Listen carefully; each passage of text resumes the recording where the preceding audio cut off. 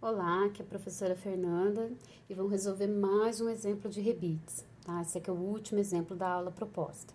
Qual que é a diferença desse para os outros? Nos anteriores, a gente tinha informação da carga aplicada, material da chapa, material do rebite, e a partir daí a gente calculava o diâmetro. Aqui a gente não tem essas informações, o que a gente tem é como que vai ser feita essa união, tá? Espessura das chapas, e a partir disso eu quero descobrir as dimensões do rebite, tá? E a distância entre eles e a distância deles para as bordas da chapa. Tá? Então aqui a gente utiliza umas orientações da norma NB14, tá? E algumas formulinhas que vêm da prática, tá? De dimensionamento. Então aqui é bom para a gente ver uma outra forma de trabalhar, quando a gente não tem, né, já de antemão a carga ou o material do rebite. Então, que exercício quer que a gente calcule, né? Sabendo que as chapas, né, têm espessuras diferentes, elas têm 3 e 4 milímetros, tá? E o tipo de união é chamado de recobrimento simples, né? Que eu vou pôr uma chapa sobre a outra, né? E eu vou ter duas fileiras de rebites, tá? Na penúltima slide da aula dá para ver melhor, né, a figura esquemática de como que é essa montagem. Bem, então primeiro a gente vai determinar o diâmetro do rebite, tá? E aqui vocês vão ver que é um pouco diferente, porque a gente não vai utilizar a informação de força. A partir do diâmetro do rebite, eu consigo calcular o restante, porque tudo depende do diâmetro dele. Então, a gente acha o diâmetro do furo, o comprimento útil do rebite. Lembra que a gente viu em aula que isso aqui sempre depende do tipo do rebite, porque esse comprimento útil, ele tem que, né, dar conta da espessura total das chapas da união e tem que ter uma sobra para formar a cabeça do rebite do outro lado. Então, isso daqui muda de rebite para rebite, né? De tipo de rebite para outro tipo de rebite. A gente quer saber a distância mínima entre os rebites, né? Na mesma fileira e de uma fileira para outra.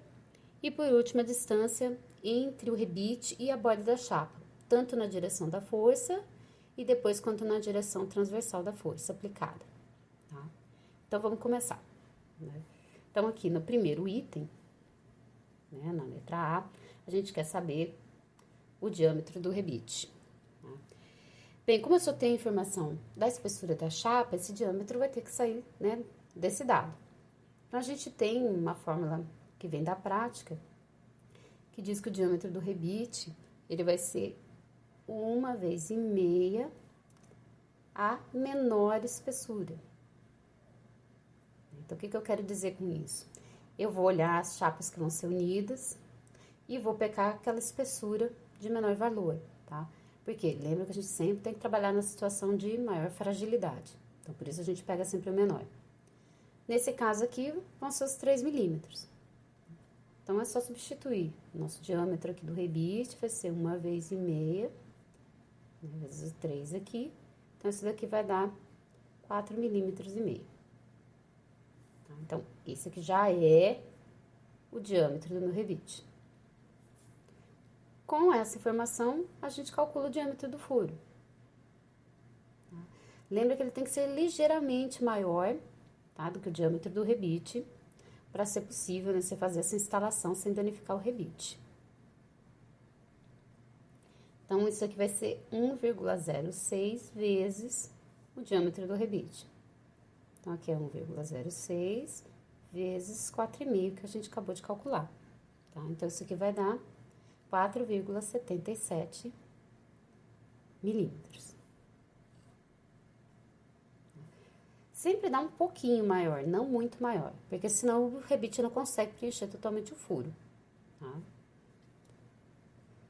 No terceiro item, na letra C, a gente quer saber o comprimento útil, tá? Então, aqui eu tenho que prestar atenção em qual é o tipo do rebite que eu tô trabalhando. No exercício, ele diz que vai ser utilizado o rebite de cabeça redonda. Então, para esse rebite, a gente tem uma fórmula específica para calcular o comprimento útil, tá? Para o de cabeça redonda, né, esse comprimento é dado por 1,5 o diâmetro do rebite, mais a espessura total da união, ou seja, a soma das chapas sobrepostas. Então, a gente vai ficar aqui, ó, com 1,5 vezes o diâmetro do meu rebite, que é 4,5, mais a soma das chapas. Então, eu tenho uma chapa de 3 e uma chapa de 4. Então, esse comprimento útil aqui vai dar 13,75 milímetros. Então, esse é o comprimento necessário para eu conseguir unir as duas chapas e formar a cabeça do rebite no lado oposto, de maneira correta.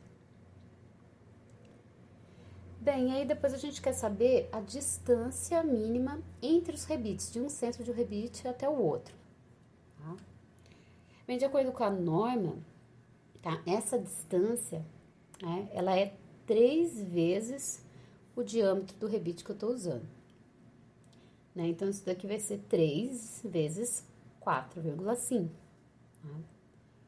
Então, isso daqui vai ficar uma distância de 13,5 milímetros de um centro do rebite até o outro. No último item, a gente quer saber a distância, né, do rebite até as bordas da chapa. Uma distância na direção em que a força é aplicada e a outra distância na direção transversal em que a força é aplicada. Tá? Então, quando eu estou trabalhando na direção da força, tá, essa distância, ela tem que ser 2 vezes o diâmetro. Né? Então, a gente escrever aqui, né, na direção da carga,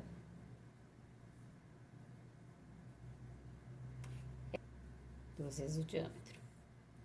Então, isso aqui vai ficar 2 vezes 4,5. Então, a gente vai ter 9 milímetros. E depois a gente quer na direção transversal, né, na outra borda. Então, aqui na direção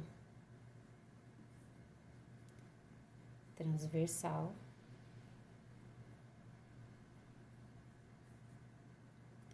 a norma diz pra gente utilizar 1,5 vezes o diâmetro do rebite. Então, essa aqui vai ficar 1,5 vezes 4,5. Tá? Então, essa distância vai ficar de 6,75 milímetros. Bem, então esse exemplo é simples, né? Só para a gente ter essa ideia de cálculo quando a gente ainda não está trabalhando com a informação de carga e o material do rebite. Bem, eu espero que, né, tenha esclarecido, né, como trabalhar com esse outro tipo de cálculo. E qualquer dúvida, novamente, né, ou pergunta aqui nos comentários ou manda mensagem para mim lá na disciplina do Moodle, tá? Então, até mais.